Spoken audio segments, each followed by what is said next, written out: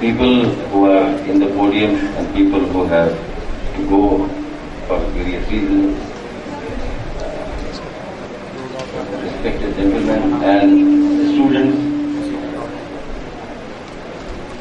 I think we have still not talked about the topic which we had with us, convergence, redefining the mass media.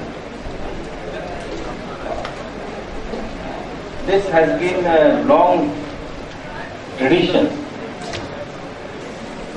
in information technology driven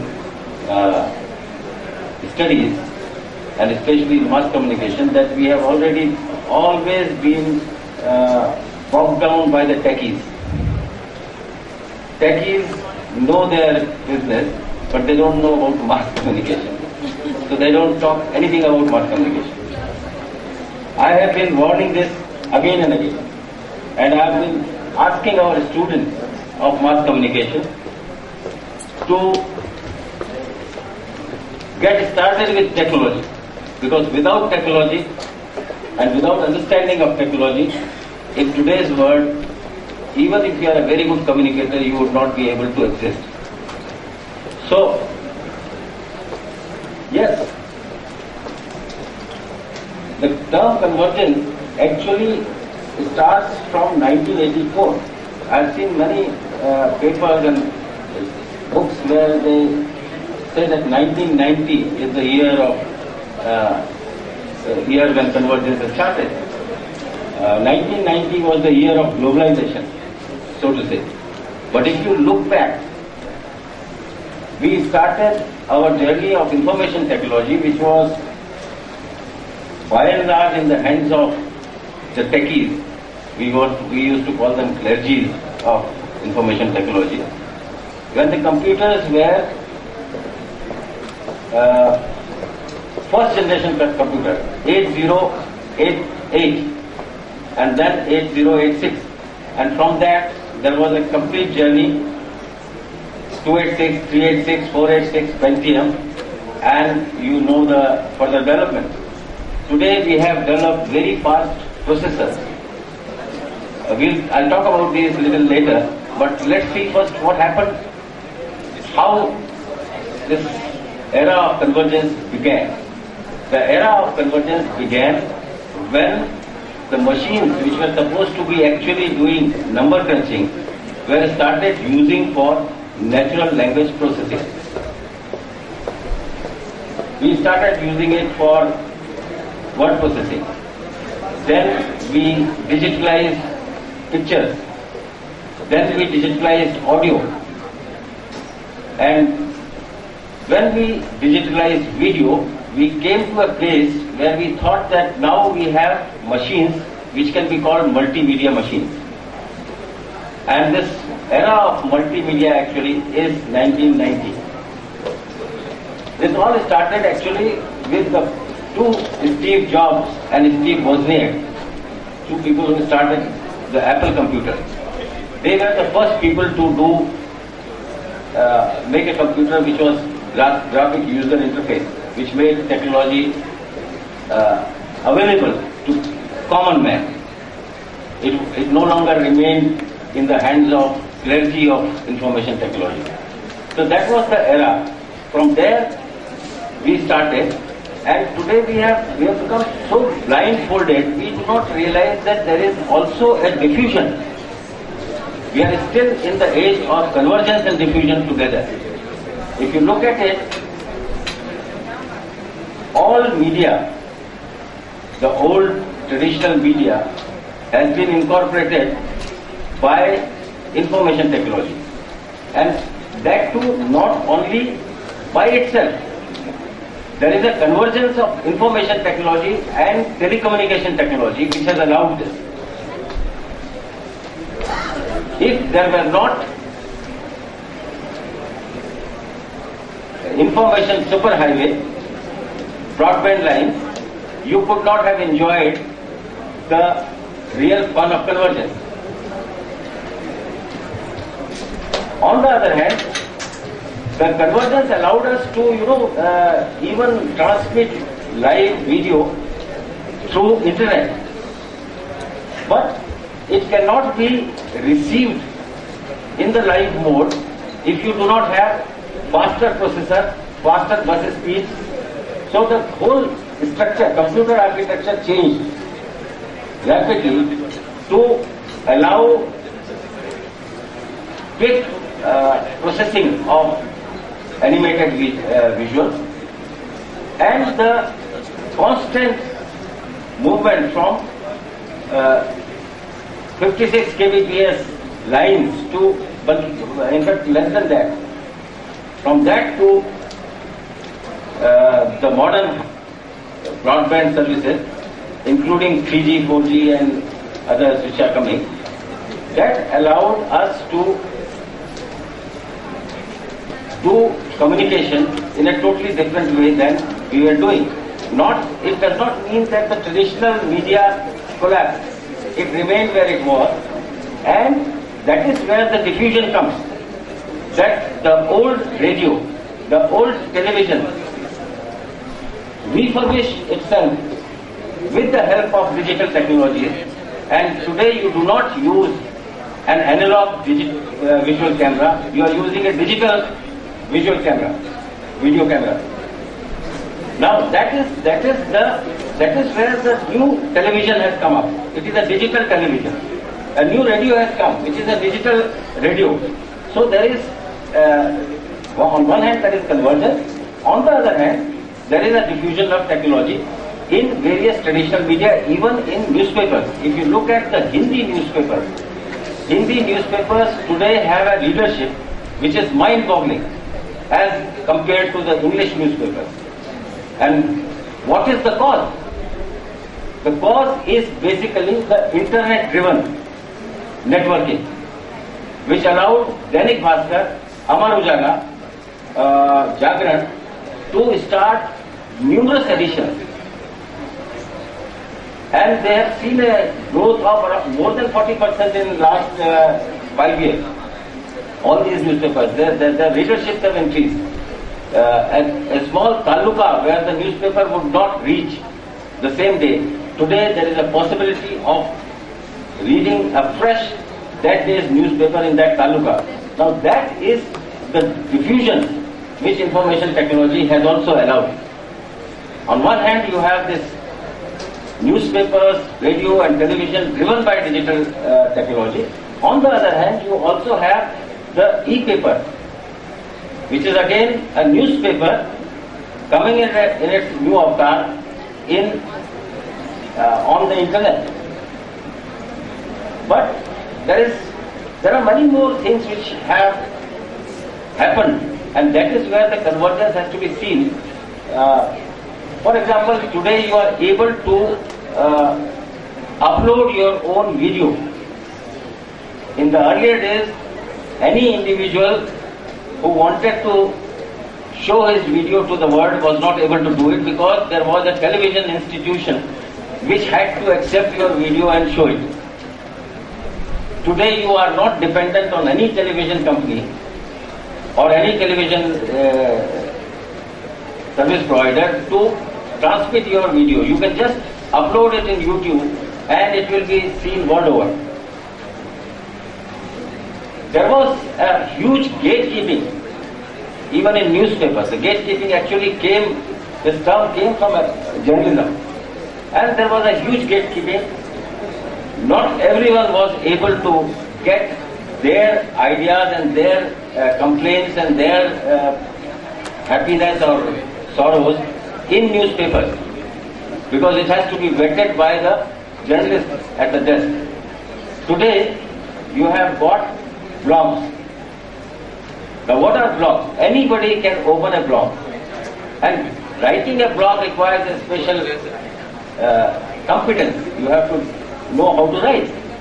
So there are n number of people who are not writing blogs, but who are tagged to their friends and many more friends which they would have never made through Facebook and other social networking sites. Now, that means that convergence has allowed a participative nature of the audience which was not available in the traditional media. And that is the fancy which is attracting everyone towards internet. Mind you, we may keep on giving so much importance to convergence, but still in a country like India, the total diffusion of internet has not reached 10% of the total population. So it's not a very big thing. Yes, for a student of journalism, it is necessary to get acquainted and to practice these things. But ultimately, if you are talking of in terms of mass communication, it is just a very small contribution the converged internet-based media is doing. It is only serving the elite of our country and no one else. The people whom you see in Anna Hazare, as Professor Yadav was saying, in Anna Hazare's movement, are all well-clad, well-fed people. They are not the masses of India, because they have not received these signals. But there is another very important trend which is adding to the new media, that is the mobile technology. Now the mobile technology has allowed, in collaboration with information technology, has allowed messages and multimedia messages and convergence content to be diffused to larger people. And if you look at mobile owners in India, they are much more than internet users. Now again, there are two types of mobile users. We should always talk about them, and we should always think about them when we are talking as communicators, especially. I'm not talking otherwise. As a communicator, if I have to talk to people, I must know that there are people who use smartphones and there are people who use as simple 2,000 rupees or 1,500 rupees phone, which has lot of capabilities, which are internet-based technologies are there, but still they cannot get all the content the same way as a smartphone user does. So if I have to disseminate any information to people, I have to still depend on something like SMS, which will be easily accessed. More than that, and I will tell you what is happening. Our chief speaker of the day was talking about it, and I would like to add some new dimension to it. Yes, visually we are communicating much more than what we used to, but what is happening? Most of the learned people of world, they are losing control over their language. Today, people are not able to construct sentences which can communicate abstract realities. What do they need? They need a PowerPoint presentation. Yes, I had my PowerPoint presentation, but I am not using it because I believe that I have a language which can communicate. So people are losing their grip over language.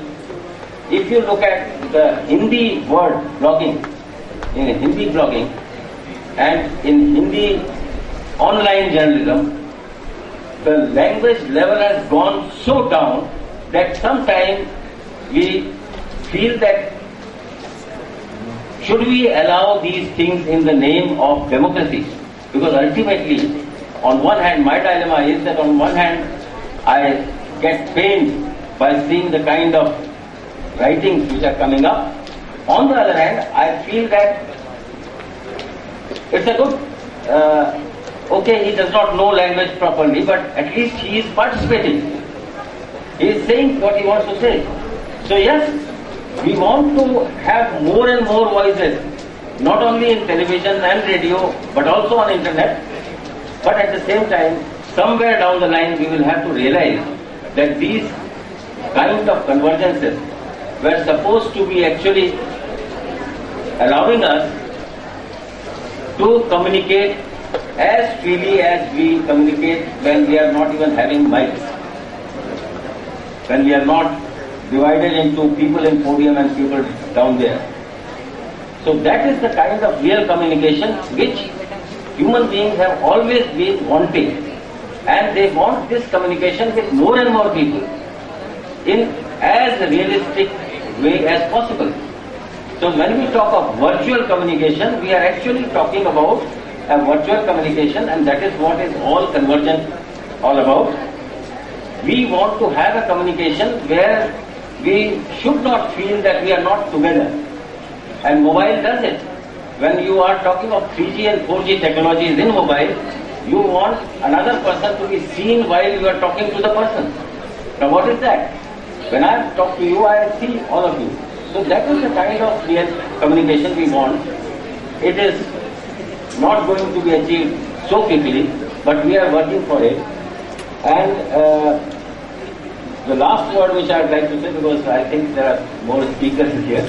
So the last thing which I will say, that the convergence has made not many changes in mass media. One thing is that it has also changed the ownership pattern before 1990. But one should not say that it is only because of convergence, it is also because of globalization. There are lot many things together. So the media ownership is now changing its way. For example, in earlier days, Times of India was only Times of India. But today, Times of India is Times FM and also Times Online, etc. So, you know, the same media house is diffusing its messages in various media. Now, that is creating problem, and that is why government has said that you will have to have certain ceilings for ownership. The other thing is just there is a danger of monopoly. Always it is there, and monopoly is what is politics. Whether you have 50 channels or 50 lines of communication, anybody who is ruling a particular country or a society would always like to have different voices saying the same thing to perpetuate the status quo. So that is what media always does. Media has been doing. The only difference is that today there is also a possibility of protesting against the status quo in a much stronger way, which was not there earlier. There were only few writers. You had to rise to a level from where you could protest. Today anybody can protest, and that is what is the gain of democracy in convergence. The media practices have changed also for journalists. In the earlier days, you were either a reporter or an editor, but today you have to learn multitasking. Sometimes, because of the ownership patterns, if you look at them, sometimes it may happen that you will be asked to write a report for newspaper and also at the same time make a page for your online newspaper. You may also have to give voiceover for the television. So you have to learn more skills than what you were learning earlier. That also convergence has brought. There are many